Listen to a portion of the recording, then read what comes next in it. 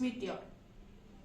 Almost all wonders of the sky are a result of some light phenomenon such as reflection, refraction, diffraction and dispersion of light. In this model, we have used Huygens wave theory of light, diffraction and interference of light principles.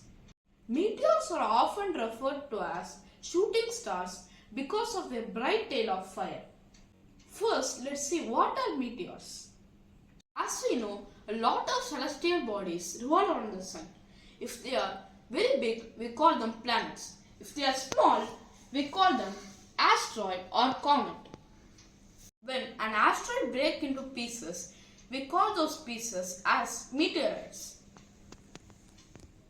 When those meteorites enter the Earth atmosphere, we call them meteor.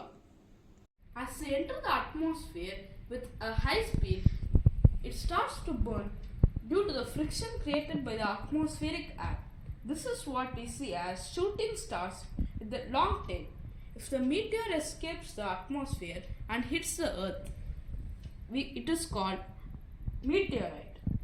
On average, the speed of the meteor can go more than 40,000 km per hour and the temperature can go beyond 3000 degrees Fahrenheit.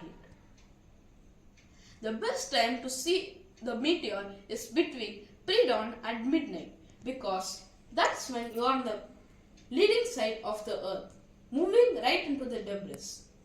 One last point on meteors is that many of them are named after a star or constellation where the meteor appears in the sky.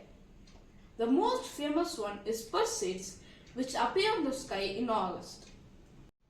An interesting fact about meteor showers is that many of them occur in regular interval of time every year and are called annual meteor shower. The reason for this is when an asteroid rolls on the sun, it leaves a trail of debris along its path as shown in this picture. When Earth's orbit crosses the asteroid's orbit every year, the particles enter our atmosphere and burn up, producing a meteor shower. This is what is termed as an annual meteor shower. Here are some of the famous meteor showers. The time we can see them every year. Now let's talk about the methodology we have used in showing the meteor shower in the sky. We have used 6 red lasers to depict the burning meteor. A laser light generally only appears a dot. But if you see here,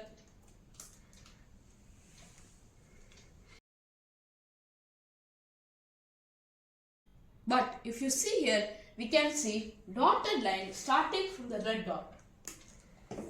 We achieve this by the principles of diffraction and interference of light.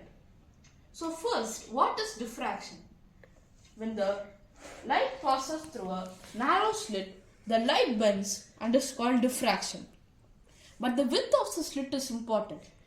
The width must be small as the wavelength of the light. If the width is larger, the bending happens, but it is not much noticeable.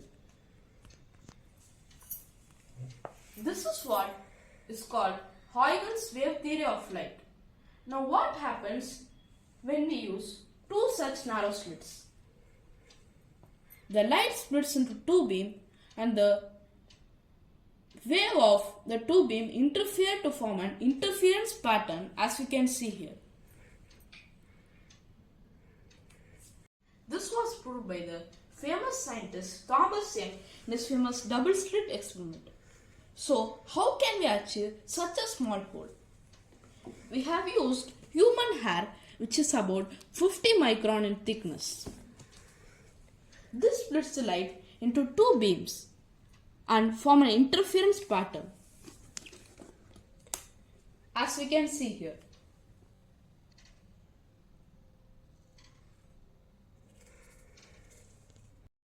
Finally, I wondered what happens when we use more than 2 slits. I tried this using diffraction grating.